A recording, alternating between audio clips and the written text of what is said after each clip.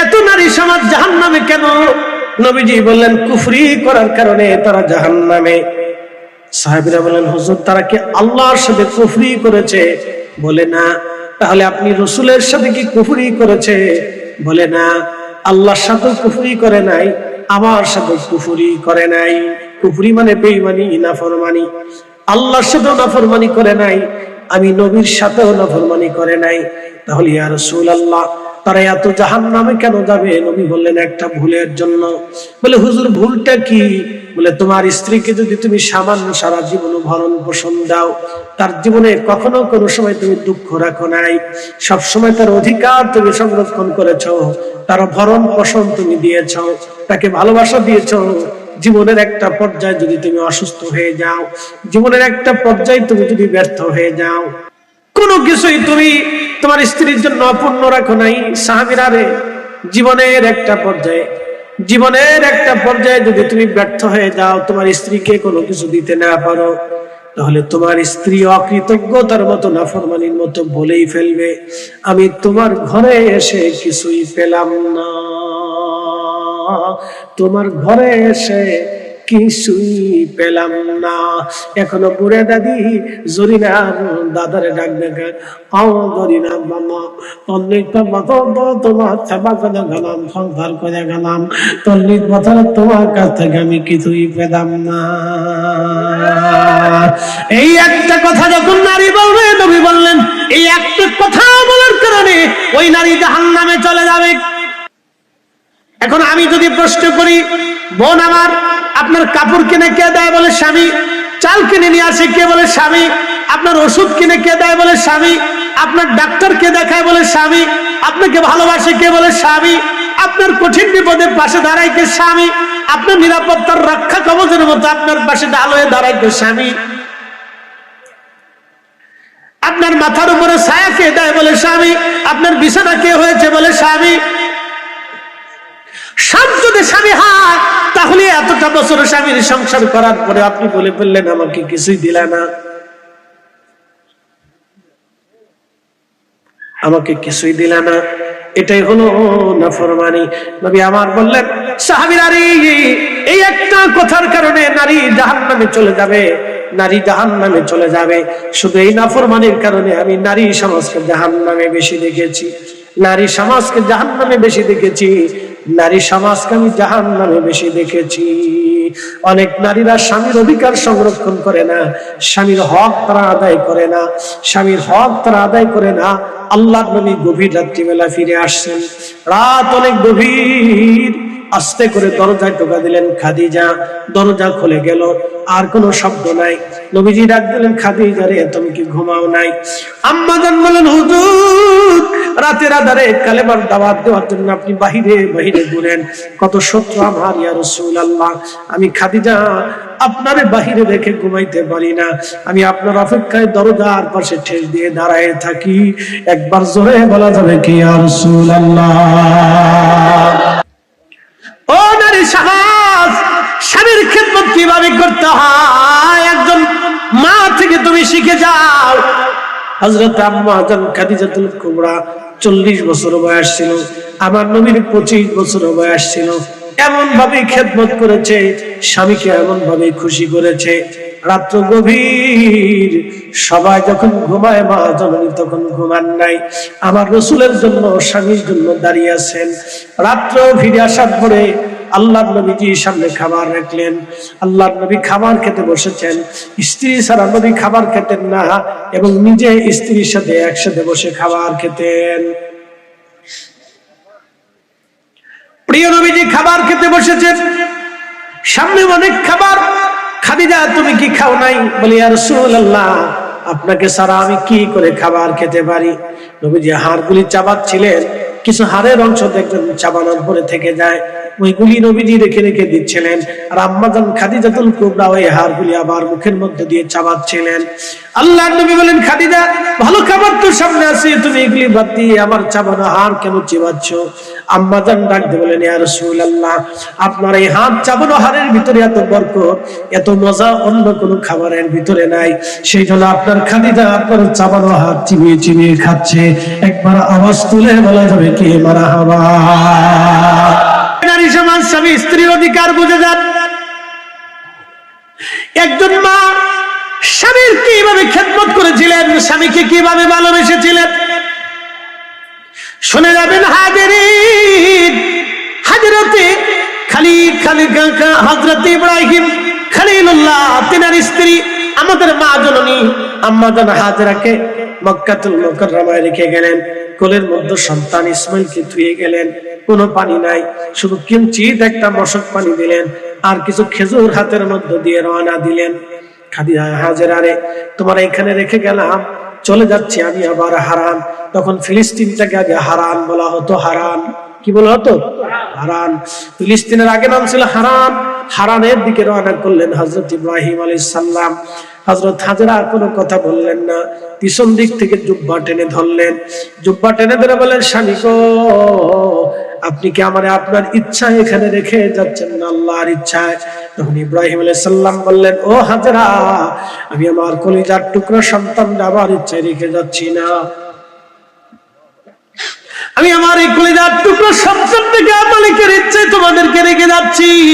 হযরত আম্মা জান হাজেরা রাদিয়াল্লাহু আনহা আলাইহিস সালাম তিনি সাথে সাথে বললেন, আল্লাহর খলিল, আপনি যেহেতু আমাকে এইখানে রেখে যাচ্ছেন আল্লাহর ইচ্ছায়, তাহলে আমি সন্তুষ্ট চিত্তে আপনাকে বিদায় দিলাম। জানি খোদার হুকুমে যদি রেখে যান, আমার খোদাই আমার জন্য যথেষ্ট হবে। হাসবুনাল্লাহু নি'মাল ওয়াকিল, নি'মাল মাওলা ওয়া নি'মান নাসির। যে আল্লাহর জন্য হয়ে যায়, আল্লাহ তার জন্য যথেষ্ট হয়ে যায়। যে আল্লাহর উপরে ভরসা করে, আল্লাহ তার জন্য যথেষ্ট হয়ে যায়। ওগো স্বামী, নিশ্চিন্তে চলে যেতে পারেন, আমি আপনাকে বাধা দিব না, আপনি চলে যান। খোদার হুকুমে যেহেতু রেখে যাচ্ছেন, তাহলে আমার খাবার, আমার পানি, আমার আল্লাহ জমিনে ফয়সালা করবে। একবার আওয়াজ তুলে বলা যাবে কি মারহাবা। হ্যাঁ নারীরা, স্বামী বিদেশে কাজের জন্য, রুজি রুজির জন্য স্বামী বিদেশে চলে যায়, আর আমাদের দেশের নারীরা পরকিয়া করে অন্য পুরুষের হাত ধরে যেই নারী চলে যায়, পালায় চলে যায়, ওটা শুয়োর আর কুত্তার চাইতে নিকৃষ্ট, খারাপ। কথা বলেন না কেন? ঠিক না? নারীর অধিকার কি এবার আপনারা শোনাচ্ছি, ভালো করে শোনেন। আম্মা জান আয়েশা সিদ্দিকা রাদিয়াল্লাহু তাআলা আনহা রুটি বানাচ্ছিলেন। রুটি কি বানাচ্ছে? রুটি বানাচ্ছিলেন। আল্লাহর নবী পাশে বসে বসে রুটি বানাচ্ছে। নবীজি রুটি বানায়, নবীজি রুটিগুলো আগুনের উপর চেয়ে দিচ্ছে। আম্মা জান আয়েশা সিদ্দিকা বলেন, ইয়া রাসূলুল্লাহ, আপনার কষ্ট হবে, আপনি রুটি বানাবেন না, আপনার হাতে আগুনের ছোঁয়া লাগবে, ব্যথা পাবেন। নবীজি ডাক দিয়ে বলেন, আয়েশা রে, আমার কি মন চায় না আমি তোমার কাজে তোমার সাহায্য করি? একবার জোরে বলা যাবে কি মারহাবা। তিনি আমার নবী, যুদ্ধের সেনাপতি, তিনি আমার নবী, রাষ্ট্রের প্রধান, তিনি আমার নবী, তিনি রাহমাতুল লিল আলামিন, তিনি আমার নবী, কোরআন নাজিল হয়, তিনি আমার নবী, তিনি আমাদেরকে শিখাচ্ছেন, তিনি আমার নবী, বিচার করতেছেন, প্রধান বিচারপতি, তিনি আমার নবী, আবার তিনি রাখাল, আবার তিনি উট দুম্বা ছাগল ভেড়াগুলি চড়াচ্ছেন, তিনি আমার নবী, উট দুম্বা ভেড়াগুলি তিনি মাঠে ময়দানে চড়াচ্ছেন, তিনি আমার নবী, তিনি ব্যবসায়ী, তিনি ব্যবসা করতেছেন, তিনি আমার নবী, তিনি সমাজ চালাচ্ছেন, তিনি আমার নবী, তিনি মাসলা শিখাচ্ছেন, তিনি আমার নবী, তিনি কোরআন শরীফ শিখাচ্ছেন। আবার 11 জন স্ত্রী আমার নবীজির, আমরা 11 জন মা, 11 জন মাকে তিনি সময় দিচ্ছেন। আবার আম্মা জান আয়েশা সিদ্দিকা রুটি পর্যন্ত বানিয়ে দিচ্ছেন। এ পুরুষ, আপনি আপনার স্ত্রীর কাজে কতটুকু সাহায্য করেছেন, কেমন আচরণ করেছেন? আম্মা জান আয়েশা বললেন, আমরা 11 জন স্ত্রী ছিলাম, কোনদিন নবী আমাদের স্ত্রীদেরকে একটা ধমক পর্যন্ত দেন নাই। আল্লাহর নবী রহমতের নবীজি 11 জন স্ত্রী, আমাদের আম্মা জান খাদিজাতুল কুবরা যতদিন জীবিত ছিলেন, দ্বিতীয় স্ত্রী হিসেবে নবী কাউকে গ্রহণ করেন নাই। এতটা ভালোবাসা মা জননী নবীকে দিয়েছিলেন, আর আমার রাসূল তাকে এতটা ভালোবাসা দিয়েছিলেন। এই হবিগঞ্জবাসী ভালো করে শুনে নেবেন, আল্লাহর নবীজি 11 জন স্ত্রী, মাতান্তরে 14 জন বিবি ছিল আমাদের মা, জীবনে কোনোদিন একটা ধমক পর্যন্ত স্ত্রীদেরকে দেন নাই। একবার জোরে বলা যাবে আল্লাহু আকবার। আর আমাদের দেশের কিছু পুরুষ আছে, যৌতুকের জন্য, শ্বশুর বাড়ির টাকার জন্য বউয়ের গায়ে হাত দেয়, স্ত্রীর শরীরে হাত দেয়। ওরা কুত্তার চাইতে শুয়োরের চাইতে খারাপ। কি কথা কর না কেন? পুরুষ জাতিরা ভালো করে বুঝে যান, স্ত্রী তো আনবেন, কিন্তু বিবিরে তাকওয়া শিখাবেন, আদব শিক্ষা দিবেন, বিবিরে পর্দাপোশিতা শিক্ষা দিবেন, বিবিরে নামাজ শিক্ষা দিবেন, বিবিরে রোজা শিক্ষা দিবেন। বিবির সাথে দেখেন শিক্ষা দিতে হবে আপনার স্ত্রীকে। ভালো করে বুঝে যান ভাই আমার। আদম সফিউল্লাহ আলাইহিস সালাতু ওয়াস সালাম গন্ধমের কাছে গেলেন না বটে, কিন্তু মিষ্টারি বিস্তর বসে নাই, ওটা বারবার আম্মা জানের কাছে আসতে লাগলো। হাওয়ারে, তুমি জানো না সেই ফলটা কত দামি, কত মজা। এই ফল যদি তুমি খাও তাহলে চিরদিনই জান্নাতে থাকবা, তোমার এই জান্নাত থেকে কেউ বের করতে পারবে না।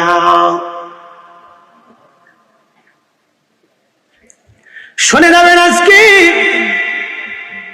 জান্নাতের ভিতরে হযরত আম্মা জান হাওয়াকে যখন শয়তান বারবার এইভাবে প্রশ্ন দিতে লাগলেন আম্মা জানকে, শয়তানের কথায় আম্মা জান ধোঁকায় পড়ে গেলেন। আম্মা জান শয়তানের কথায় সেই সময় তিনি বুঝতে পারেন নাই, তিনি ফান্দে পড়ে গেলেন, গন্ধম আম্মা জান খেয়ে ফেললেন।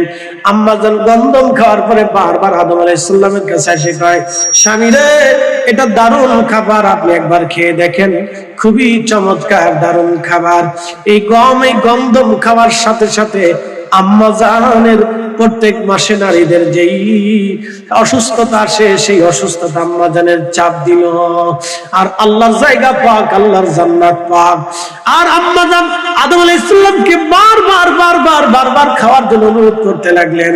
হযরত আম্মা জান হাওয়া আলাইহিস সালামের কথায় আদম আলাইহিস সালাম খেয়ে ফেললেন।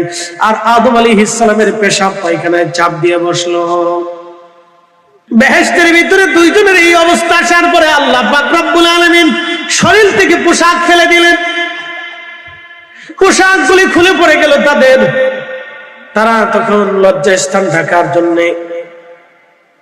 তাদের ইজ্জত ঢাকার জন্য আদম আলাইহিস সালাম 3টে পাতা নিলেন, আর আম্মা জান হাওয়া 5টা পাতা নিলেন।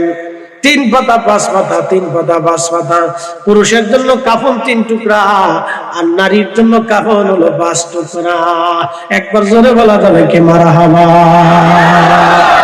যত সোনা দানের মালিক হন না কেন 5 টুকরা? জোরে বলে, যত সোনা দানের মালিক হন না কেন 5 টুকরা? পুরুষ যত হাজার কোটি টাকার মালিক হন না কেন মাত্র 3 টুকরা। কি কথা ঠিক আছে কি? সব থেকে ধনী যে তার জন্য 3 টুকরা, সবচেয়ে গরিব যে তার জন্য 3 টুকরা। আমাদের 3 বারের প্রধানমন্ত্রী বেগম জিয়া মারহুমা, তিনি কবরে চলে গেলেন কয় টুকরা? যারা বলেন কয় টুকরা? অথচ লক্ষ লক্ষ মানুষ তার জানাতে উপস্থিত হলো, মাত্র 5 টুকরার 1 টুকরো বেশি দেওয়ার সুযোগ হলো না। কি কথা কন না কেন, ঠিক কিনা? এই নারী সমাজ শুনে যাবে, বলে হুজুর আদম হাওয়ার ঘটনা কেন উঠাইলেন? এই জন্য উঠাই, নারীরা পুরুষের হক বুঝে না। নারীরা অনেক সময় পুরুষের হক বুঝে না, স্বামীর হক তো না বুঝে না। আল্লাহ নবী বললেন, সহিহ বুখারী শরীফের কিতাবুস সাওম বাবু সালাতুল কুসুবের মধ্যে একটা হাদিস আছে, ভালো করে শুনে নেন। সহিহ বুখারী কিতাবুস সালাতের বাবু সালাতুল কুসুবের ভিতরে একটা হাদিস এসেছে, বলবো? আল্লাহর নবী সালাতুল কুসুবের নামাজ শুরু করলেন। সালাতুল কুসুব মানে সূর্যগ্রহণের নামাজ। সূর্যগ্রহণ যখন চলে তখন নামাজ পড়া লাগে। ভাই ভালো করে শুনে যাবেন, আল্লাহর নবী নামাজে দণ্ডায়মান। সূরা ফাতিহা দিয়ে সূরা বাকারা দিয়ে শুরু করলেন। দ্বিতীয় রাকাতে সূরা ফাতিহা সূরা আল ইমরান দিলেন। লম্বা রুকু করলেন, লম্বা সিজদা দিলেন, লম্বা রুকু করলেন, লম্বা সিজদা দিয়া 2 রাকাত নামাজ পড়তে পড়তে পড়তে পড়তে সূর্যগ্রহণ শেষ হয়ে গেল। সূর্যগ্রহণ যখন শেষ হয়ে গেছে, নবীজি দাঁড়াইলেন, মুসাল্লাতে দাঁড়াইয়া আসমানের দিকে হাত বাড়িয়ে দিলেন। সাহাবীরা দেখলেন হুজুর আবার হাত সরিয়ে নিয়ে আসলেন। আল্লাহর নবী সাহাবীরা বলেন, ইয়া রাসূলুল্লাহি, ইয়া হাবিবাল্লাহ, নবীজি জীবনে তো এরকম নামাজ কোনদিন আপনাকে দেখি নাই। নামাজ শেষ হয়ে যাওয়ার পরে আপনি আসমানের দিকে হাত বাড়াইলেন, আবার হঠাৎ হাত সরিয়ে নিয়ে আসলেন, বিষয়টা বুঝলাম না। নবী আমার বললেন, সাহাবীরা রে, আমি আল্লাহর জান্নাত দেখেছিলাম, ওই জান্নাতের লোভনীয় আঙ্গুর ফল ফলানোর জন্য হাত বাড়াই দিয়েছিলাম। একটা জবান বন্ধ রাখবেন না, চিৎকার করে ধরে বলেন আল্লাহু আকবার। এখন আপনারা হাত উঁচু করে বলবেন তো, যে নবী দুনিয়ায় দাঁড়াইয়া জান্নাতে হাত বাড়াই দিতে পারে, সেই নবীজি মদিনা থেকে আজকের মাহফিলের দাওয়াত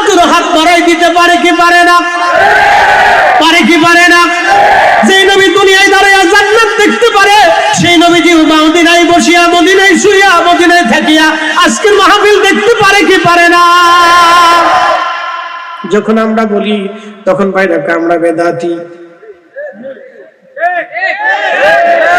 বলেন আমরা বেদাতি না হে বেদাতি? আমরা বেদাতি না হে বেদাতি? আমরা বেদাতি না হে বেদাতি?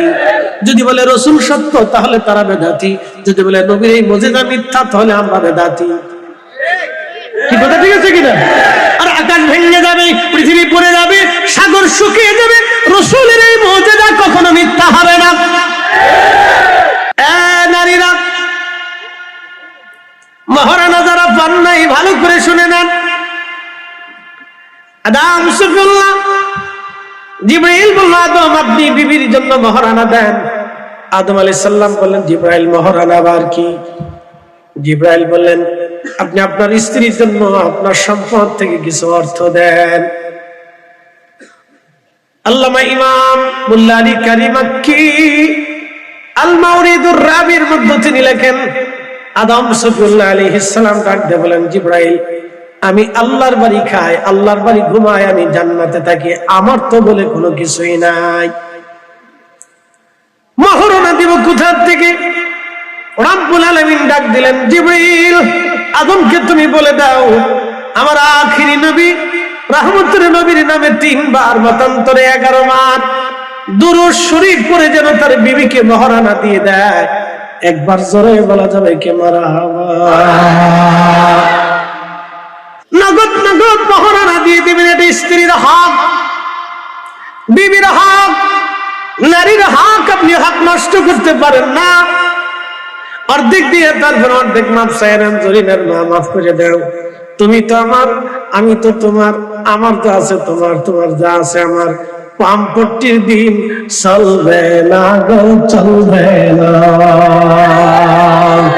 নারীরা খুশি হুজুরে আল্লাহ বাঁচায় রাখুন, হুজুরে 100 বছর আল্লাহ বাঁচান।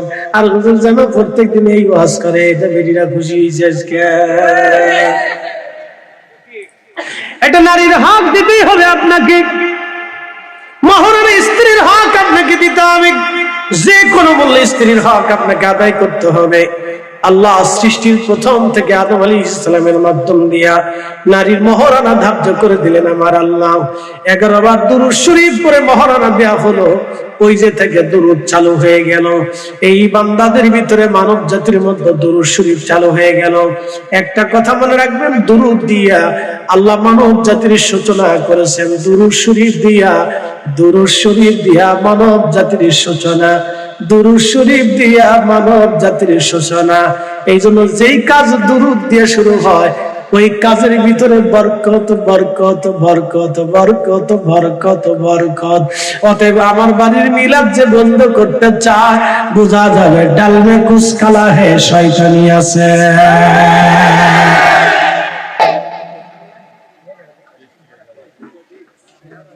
জায়গা মতো হাত দিছি। এই যৌতুক হালাল না হারাম? লজ্জা করে না পুরুষ জাতি বউয়ের শ্বশুর বাড়ি থেকে, বউয়ের বাপের বাড়ি থেকে জোর করে টাকা আনবেন? এটা চান্দাবাজির মতো। এই যৌতুক না, এটা তো চান্দাবাজি। এই কি কথা বলেন? এটা তো যৌতুক না, এটা তো চান্দাবাজি। লজ্জা করা উচিত। আরে পুরুষ জাতি পুরুষের মতো থাকতে হবে, স্ত্রীর বাপের কাছ থেকে সম্পদ কেন আনতে হবে? এই কি কথা বলেন? আপনাদেরকে জিজ্ঞেস করি, কুত্তার গোশত হালাল না হারাম? জোরে বলে, জোরে বলে। যদি কুত্তার কুত্তা জবাই করে ফিরাই করে আপনাদের কালাবোনা করে দেওয়া হয়, খাবেন? কুত্তার গোশত যেমন হারাম, একজন পুরুষ শ্বশুর বাড়ি থেকে যৌতুক এনে যৌতুকের টাকা দিয়ে যেই খাসি খাবো, ওই খাসি ওরকম কুত্তার গোশতের মতো হারাম। আপনি বেজার হান খুশি হলেন, সেটা কিচ্ছু করার নেই। ওয়াজ যে দিচ্ছেন, এই ওয়াজই আমার চলতে। এটা নারীর অধিকার। এই কথা বলেন, কার অধিকার? জোরে বলেন, কার অধিকার? নারীর অধিকার।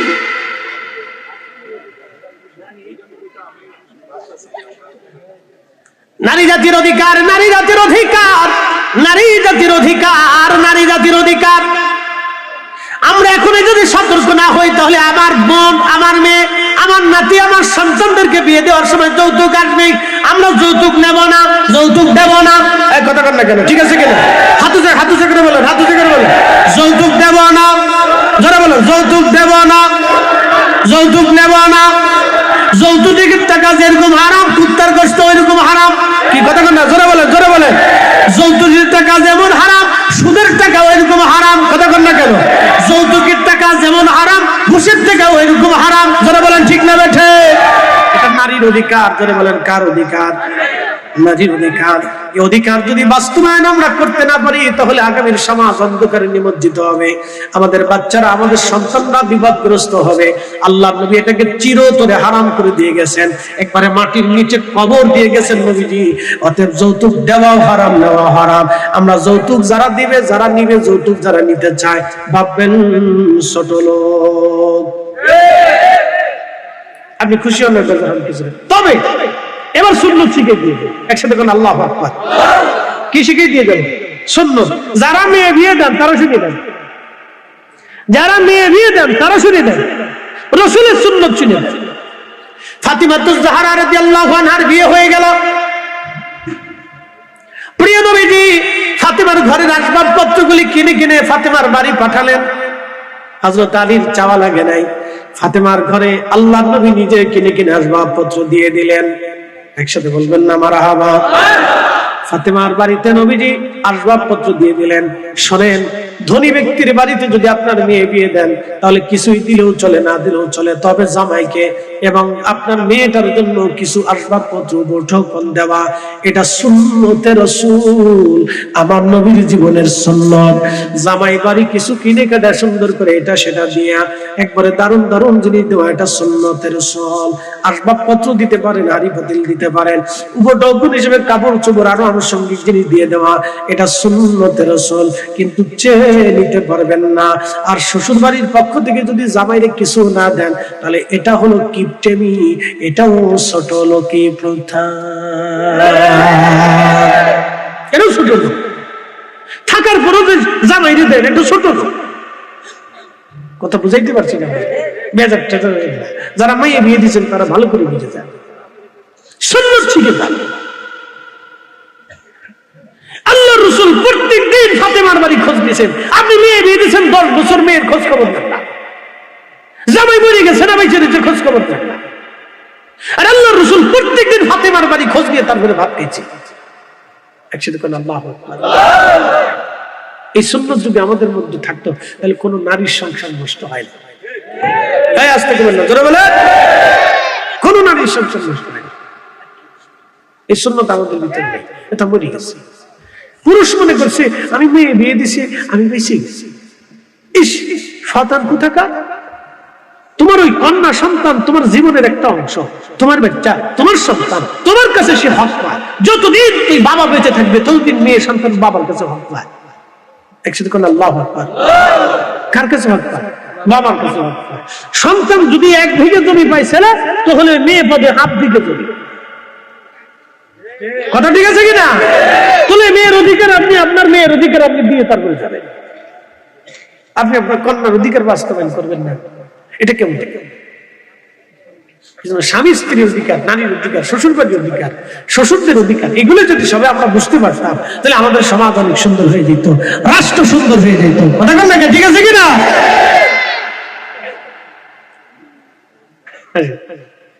আমরা মোমবাতি হয়েছি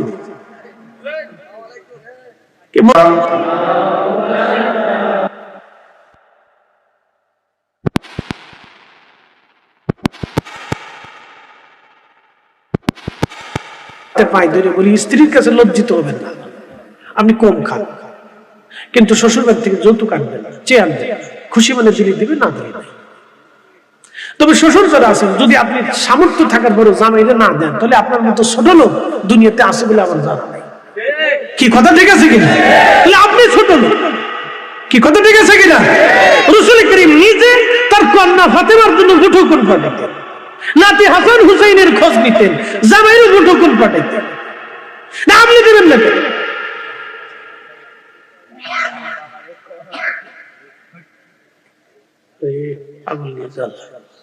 খুব মনোযোগ দিবেন হাজিরিন, ভালো করে শুনে যাবেন মুসলমান। রহমতুল্লাহ নবীজি, প্রিয় নবীজি, হযরত ফাতিমাতুজ জাহরা রাদিয়াল্লাহু আনহা একদিন হযরত আলী রাদিয়াল্লাহু আনহুর সাথে মনোমালিন্য হয়েছে। সাবধানী, মনোমালিন্যটাকে আপনারা আবার বেশি উপর্য করে নিয়ে যাবেন না। হয়তো দুইজনের মনে মালিন্য হয়েছে, কোনো কথাই হয়তো মিলে নাই, কিন্তু হযরত আলী রাগ করে বসেছেন। রাগ করে ঘর থেকে বের হয়ে চলে আসছেন। মসজিদে নববীতে এসে হযরত আলী শুয়ে আছেন মাটির উপরে। যদি কখন আপনার অনেক রাগ হয়ে যায়, তাহলে আপনি দাঁড়িয়ে থাকলে বসে পড়বেন। বসার পরে যদি রাগ না মিটে যায়, তাহলে আপনি মাটির মধ্যে শুয়ে পড়বেন। দেখবেন মাটিতে শুয়ে যাওয়ার সাথে সাথে আপনার রাগ মাটির সাথে মিশে যাবে, মাটির সাথে মিশে যাবে, মাটির সাথে মিশে যাবে। আল্লাহর নবী রহমতের নবীজি, প্রিয় নবীজি আমার হযরত ফাতেমার বাড়িতে গেলেন। যাওয়ার পরে দেখলেন আলী নাই। ফাতেমা রে, আমার আলী কই? দেখেন জামাইরে তালাশ করতে গেছে নবী আমার। ফাতেমা রে, আমার আলী কোথায় আছে বলো। হযরত ফাতেমা বললেন, আব্বা জাহান, আপনার আলীর মনে দুঃখ দিয়ে ফেলেছি, মনটা খারাপ করে ঘর থেকে বের হয়ে কোথায় যেন চলে গেছে। আল্লাহর নবী রাগ করে বসলেন, ফাতেমা করছো কি? তুমি আমার আলীর মনে দুঃখ দিয়ে ফেলছো। মারহাবা। রাসূল করিম কি মেয়ের পক্ষ নিছে না জামাইয়ের পক্ষ নিছে? না না, মেয়ের পক্ষ নেবে, জামাইয়ের পক্ষ নিছে। তাহলে শ্বশুররা কার পক্ষ নেবে? মেয়ের পক্ষ নেবে না জামাইয়ের পক্ষ নেবে? স্বামী স্ত্রী এক জায়গা থেকে টোনাটুনি ঝগড়া ঝগড়া ফসল টুকটাক একটু হবে, মানে আপনাদের হয়তো হয় দাদা হয়েছি আসামি ধরা পড়ে গেছে।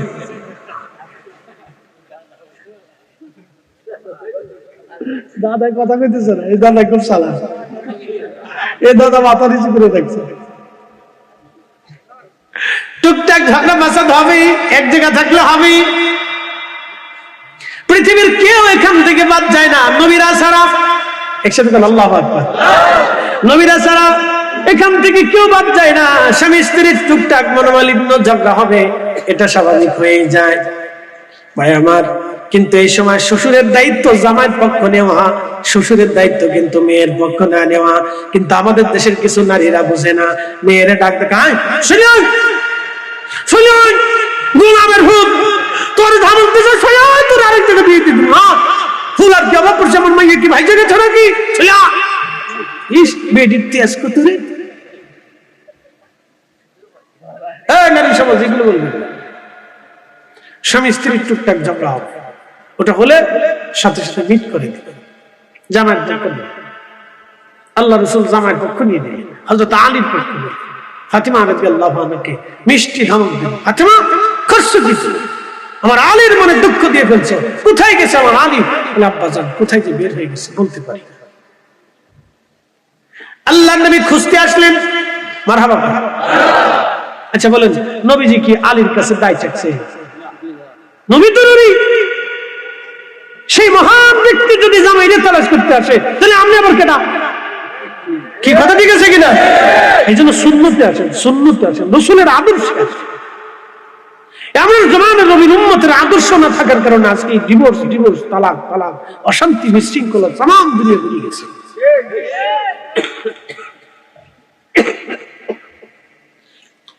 ভালো করে শুনে নেবেন, প্রিয় নবী খুঁজতে আসলেন। আসার পরে আল্লাহর নবীজি হযরত আলীকে এসে দেখলেন মসজিদে নববীতে মাটির উপরে শুয়ে আছে। নবীজি মনটা খারাপ করলেন না, মুস্কি হাসি দিলেন। মুস্কি হাসি দিয়ে বলেন, ইয়া আবা তুরাব, ও মাটিওয়ালা আসো। মারহাবা খান। ইয়া আবা তুরাব, তুরাব তুরাব মানে মাটি। ইয়া আবা তুরাব, ও মাটিওয়ালা আসো। আর শুয়ে থাকো না, রাগ করো না। এখন বলেন তো, শ্বশুরে যখন টান দিছে হাত ধরে, জামাই কি আর শুয়ে থাকতে পারে? জামার মনটা রাগটা মিটে গেছে, আর কোনো রাগ নাই। একবার জোরে বলা ধরে কি মারহাবা।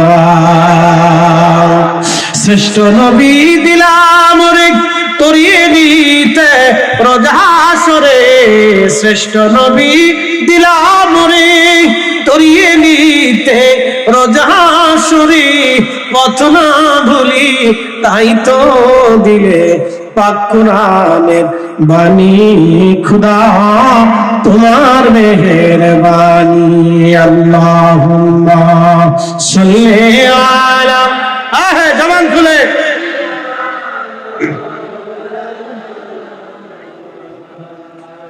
ওয়ালা আলি সাইয়্যিদিনা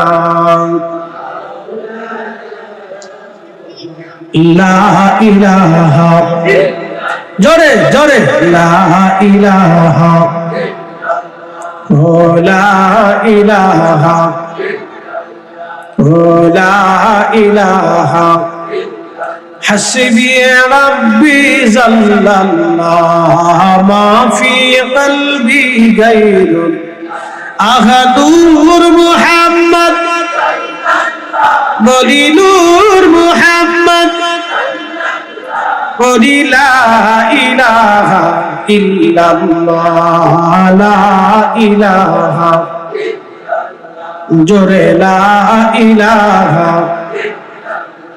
ও লা ইলাহা, আওয়াজ তুলে আল্লাহ আল্লাহ আল্লাহ,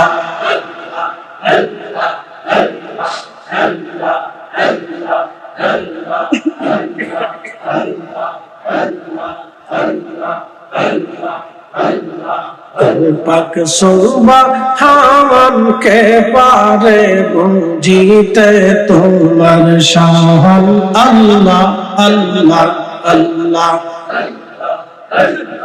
জিন্দা কে মারিতে পারো, জিন্দা কে মারিতে পারো, মহরার পারো দিতে জান তুমি, মহরার পারো দিতে জান কে পারে জিতে তোমার শান, আল্লাহ আল্লাহ আল্লাহ আল্লাহ, তোমার দস্ত হাবিবুল্লাহ আগে তারে বানাইয়া নূরের রূপে তৈয়ার করে রাখছো তারে লুকাইয়া, তোমার দস্ত হাবিবুল্লাহ আগে তারে বানাইয়া নূরের রূপে তৈয়ার করে রাখছো তারে লুকাইয়া, পাক সুবহান কে পারে জিতে তোমার শান, আল্লাহ আল্লাহ আল্লাহ, জিন্দা কে মারিতে পারো, জিন্দা কে মারিতে পারো, মহরার পারো দিতে জান তুমি, মহরার পারো দিতে জান কে পারে জিতে তোমার শান, আল্লাহ আল্লাহ আল্লাহ আল্লাহ আল্লাহ আল্লাহ,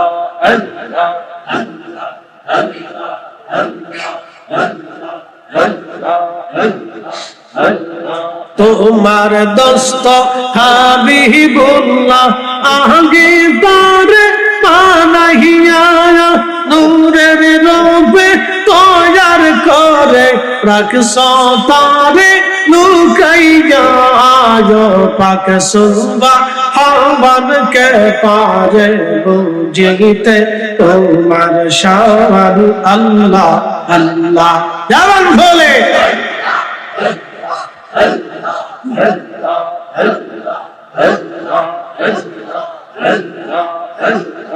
আল্লাহ আল্লাহ আল্লাহ আল্লাহ আল্লাহ আল্লাহ,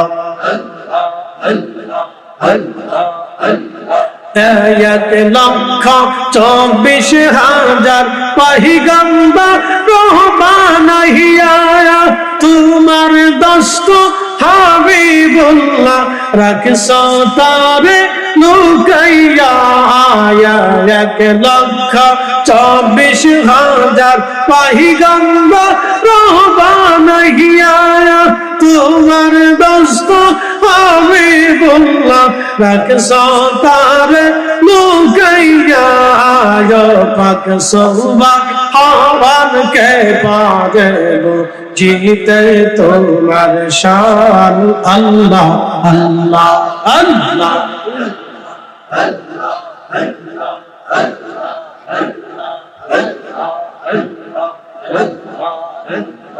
আল্লাহ আল্লাহ আল্লাহ আল্লাহ আল্লাহ আল্লাহ মানুষ বানাইছে গো আল্লাহ, মানুষ বানাইছে গো আল্লাহ, প্রেমের কারণে প্রেমের ডোরে অন্দরে না দিনার শোনে আল্লাহ আল্লাহ। হাবিবকে পাঠাইছে গো আল্লাহ, হাবিবকে পাঠাইছে গো আল্লাহ, প্রেমের কারণে প্রেমের ডোরে বন্দরে মদিনার শহরে আল্লাহ আল্লাহ।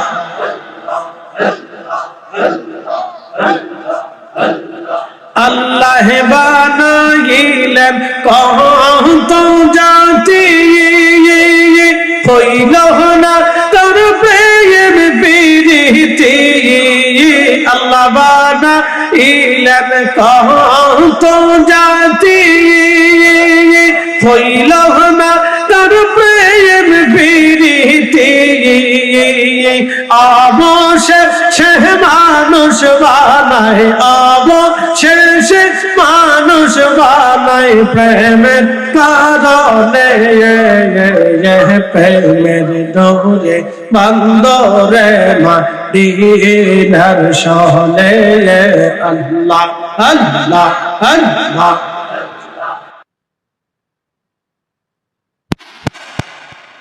হক শব্দের অর্থ হচ্ছে অধিকার।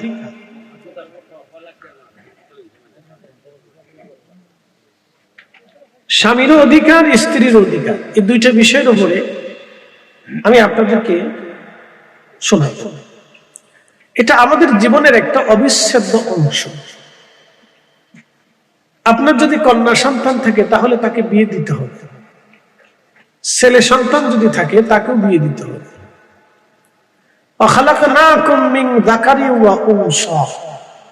আমি একজন পুরুষ এবং একজন নারীর মাধ্যমে পৃথিবীর বংশ বিস্তার করেছি।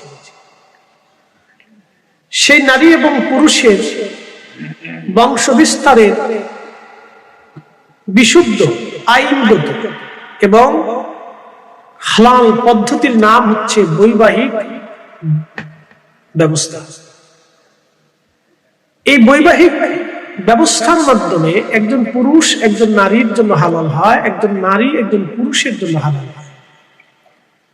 তাদের মাধ্যমে পৃথিবীতে পরবর্তী নসল বংশধারা পৃথিবীতে আসতে থাকে। তারই ধারাবাহিকতায় আমরা মা পেয়েছি, বাবা পেয়েছি, দাদা পেয়েছি, দাদি পেয়েছি, নানা পেয়েছি, নানি পেয়েছি, এইভাবে আমাদের বংশ বিস্তার হচ্ছে। এই যে আমাদের জীবনের একটা অবিচ্ছেদ্য একটা পার্টের নাম হচ্ছে বৈবাহিক জীবন। এই বৈবাহিক জীবন নিয়ে আমি আপনাদের সামনে কিছু কথা তুলে ধরার চেষ্টা করব। আল্লাহ যেন তৌফিক নসিব করেন, জোরে বলেন আমিন।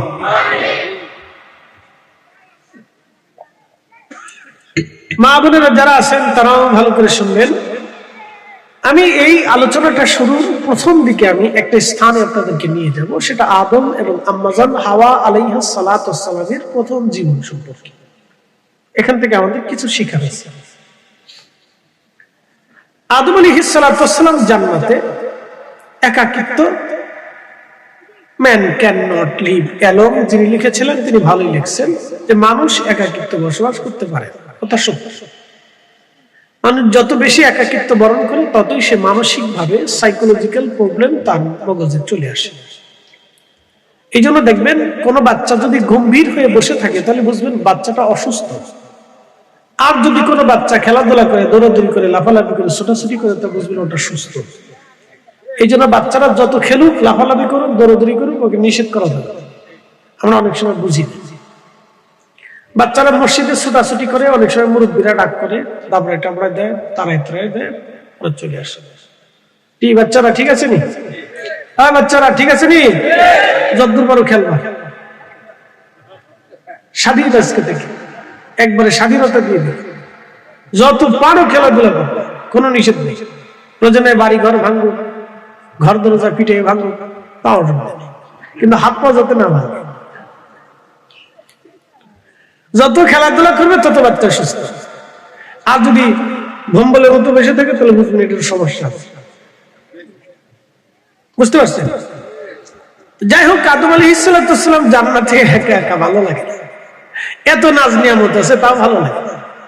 আল্লাহ তো সবই জানে, কি তার লেগে ভালো লাগে না। এই জন্য সন্তান যদি উপযুক্ত হয় লগে লগে বিয়ে করাই দিবে।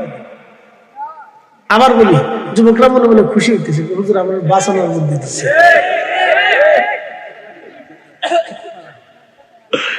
পোলাপান যদি উপযুক্ত হয় তাহলে সুন্নত তরিকা অনুযায়ী তার বিয়ে দিতে হয়।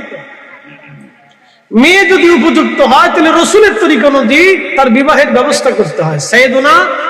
সাইয়েদা ফাতিমাতুজ জাহরার বয়স ছিল 18 বছর বয়সে হযরত সাইয়্যিদাতুন নিসা আহলুল জান্নাহ ফাতিমার বিবাহ নবীজি দিয়ে দিয়েছিলেন। একসাথে বলবেন মারহাবা। কত বছর বয়সে? 18 পাস করা যাবে না, খেয়াল রাখেন, এটা একবারে পারফেক্ট টাইম, সুন্নতের চমৎকার। আর পুরুষের জন্য হচ্ছে 25। আল্লাহ রাসূল 25 বছর বয়সে শাদী করেছিলেন। রহস্য আছে। কত বছর? 25-এর উপরে যায় না, ভিতরে থাকার চেষ্টা করে। তাহলে সন্তান উপযুক্ত হইলে বাবা মার দায়িত্ব কি? বিয়ে দেওয়া। তা না হলে মানসিক ভাবে, শারীরিক ভাবে নানান ধরনের জটিলতা ওই সন্তানের মধ্যে আসে। মনে রেখেন, আদম আলাইহিস সালাম একা একা ভালো লাগে না, আল্লাহ তো সব জানে যে ভালো লাগার ব্যবস্থা করতেছি তারা। একদিন ঘুমাই রয়েছে, ঘুম থেকে উঠে দেখে বাম পাশে সুন্দরী এক রূপসী সাইজে গুজে বসাই রাখছে। আদম আলাইহিস সালাম বলেন, এটা আবার কেডা? দেখতে আমার মতোই মানুষই, কিন্তু সুন্দর টুন্দর, দারুণ তো, দেখি তো। ঢাকনা উঠেইতে গেছে, আল্লাহ ডাক দিলেন, দাঁড়াও, তোমাদের জন্য একটা বৈধ হালাল পদ্ধতি বিবাহের ব্যবস্থা করতেছি। আদম আলাইহিস সালামকে আল্লাহ বিয়ে কি অপেক্ষা করে। সাইয়্যিদুনা হযরত আদম সুফিউল্লাহ আলাইহিস সালাম 3 বার মতান্তরে 11 বার দুরূদ শরীফ বললেন। দুরূদ শরীফ পড়ে মহারানা স্ত্রীকে বুঝাই দিলেন, বলেন নগদে নগদে না, বাকি বাকি। যারা বাকি দিয়ে বিয়ে করছেন, ও চাচিরা, ও খালারা, ও ফুফুরা, ও আপারা, স্বামীর কাছ থেকে মহারানা আদায় করে নেন। লাগাই দিয়ে গেলাম যুদ্ধ, কালকে যুদ্ধ করে দেখে, কালকে ঝগড়া করে দেখে। ও দাদিরা, ও চাচিরা, ও নানিরা, ও খালারা, ও ফুফুরা, ও আপারা, ও বোনেরা, স্বামীর কাছ থেকে মহারানা নিয়ে নেন। আদম সুফিউল্লাহ মহারানা দিয়েছিল নগদ। আব্বা জানে যদি নগদ নগদ দেয়, আরে সন্তানদের বাকি রাখা যাবে না, নগদ নগদই দেওয়া লাগবে। কথা বলেন না কেন?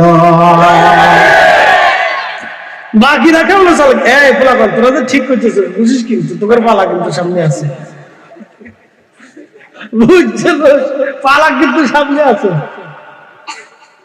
অনেকে বাকি রাখে, বাকির নাম ফাঁকি। মেড ইন বাংলাদেশ, দোকানে বাকি খেলে ওই দোকানের সামনেতে বাঙালি আর আনে না, ও বাঙালি ওই দোকানের সামনেতে যান। কি চালাকি! বাকি হবে না গো, বাকি হবে না। ওই তো নি,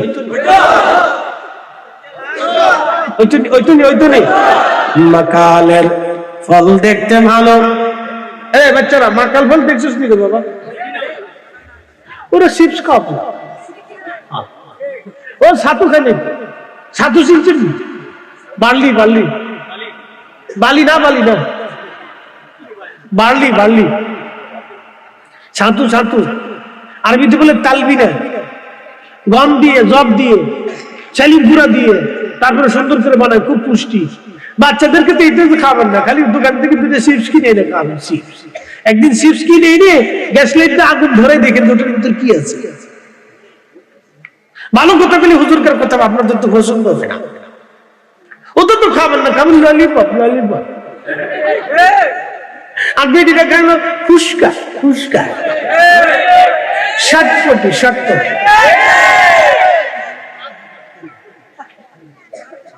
খাইয়ে পরে শেষে ফার্মেসিতে যায়, ডাক্তার সাহেব আমার শ্বাসের যেন কথা।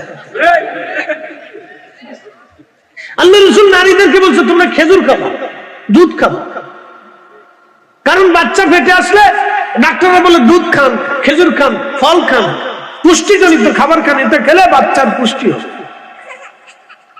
যান লয়ে যান, লয়ে যান।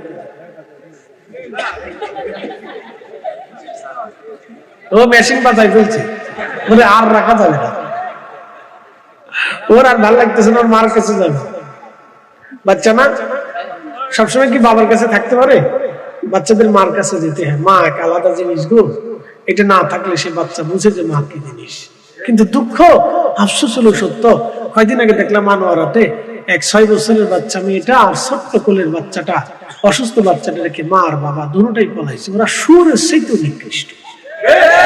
কথা কর না, যে নারী তার বাচ্চা রেখে পালা যায়, ও কুত্তার চাইতে নিকৃষ্ট। কুত্তার চাইতে নিকৃষ্ট। যদি বলে হুজুর কুত্তা, তো কুত্তা কবে না, আমার 14 পুরুষ এমন রেকর্ড নেই। আমি বাচ্চা জন্ম দিয়ে 8টা 10টা কিন্তু পালাই না। আচ্ছা ঠিক আছে, যে পুরুষে তার সন্তানের অধিকার রক্ষা করে না, দেখবেন অনেক পুরুষ আছে সন্তান জন্ম দেওয়ার পরে বাবার বাচ্চা কাচ্চার খোঁজ নেয় না, ও সুরের চাইতে নিকৃষ্ট।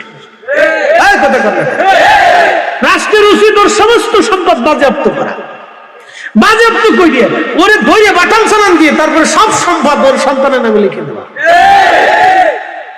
এটা রাষ্ট্রের দায়িত্ব ছিল। আমি প্রধানমন্ত্রী হলে একবার বাটাম চালান দিতাম, 14 পুরুষ সোজা হয়ে যেত। আর যে বুড়া চাচা বাপ চাচা করে যারা খাবার দিবে না, চিকিৎসা দিবে না, ওই সন্তানদের ধরে এনে বাটাম চালান দিয়ে চাচার সমস্ত সম্পদ এতিমখানা আর দুস্থখানার মধ্যে একবারে সরকারি আন্ডারে দিয়ে দিতাম, যা এবার বিক্রি করে খাইতে যায়।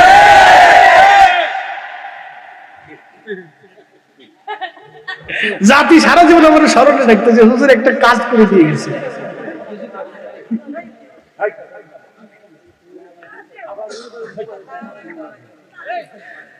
একসাথে বলি আল্লাহু আকবার, করি লা হাওলা ওয়ালা কুওয়াতা ইল্লা বিল্লাহ, জোরে লা হাওলা ওয়ালা কুওয়াতা ইল্লা বিল্লাহ।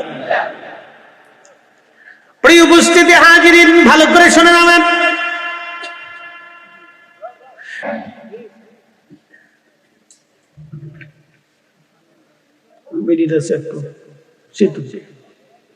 উচিত কথা উচিত কথায় মাই বাজার, গরম বাতি বিলাই বাজার, ডাল বাতি কুটুম বাজার, বেজার হন, কিছু করার নাই। সমাজে যা হচ্ছে, আগামীর দিনগুলি ধ্বংসের দ্বার প্রান্তে সমাজ চলে যাচ্ছে, কি বলবো, বলার তো ভাষা নাই। এখন দেখি বোরকাওয়ালা বেডি হাত মোজা পা মোজা পরে ঠিকঠাক বানাচ্ছে। আবার লিখছে তোমরা ফজরের নামাজ পড়ছো, শয়তানি চিন্তা করে, ওরে খালারে তুমি টিকটক বানিয়ে ফজরের নামাজ শিখাচ্ছ। শয়তান কোথাকার, শয়তান কোন জায়গা পর্যন্ত হাঁটতেছে চিন্তা করছেন। বোরকাওয়ালা বেডি হেতেরও শয়তানে ধরে ফেলছে, পুরো শয়তানে ধরে ফেলছে। জাতি বিশ্বাস করবে কারে বলতাম না, বিশ্বাসের জায়গা ধ্বংস হয়ে যাচ্ছে। তুই মাদ্রাসা পড়া বেড়ি, তোমার বাবার ঠিকঠাক বানানোর দরকার কি? লজ্জা করে না? কি কথা কর না, শরম করে। তোর যদি টিকটক করতে তাহলে বোরকা ছাড়। কি কথা কর না, ছেড়ে দে বোরকা। তোর এই বোরকা পড়তে কইছি কে? এই বোরকা হচ্ছে আল্লাহর দেওয়া পবিত্র আমানত। কি কথা কর না, নারী সমাজের ইজ্জত একটু জড়িত, নারীর সম্মান জড়িত, নারীর প্রতি বিশ্বাস এই বোরকার সাথে জড়িত। একজন পুরুষ নারীর বোরকাতে নারীকে বিশ্বাস কিরে পোলাপা, তোর লাড়া চাড়া দিচ্ছিস, তোর সিঙ্গি লেগে আছে একটা, ঠিক আছে। কিরে তুই করতে আসলি, যে হাসি দিচ্ছ সেই হাসির দামে 5,000 টাকা। ঠিক আছে, থাক থাক থাক, লাড়াচাড়া দিয়ে পাগলের লাড়াচাড়া দিলে এত নৌকা লড়াই খালি। তো একবার প্রথম কাতারে বলছি, কি মুসল্লি বুঝি ফাঁকা বসে।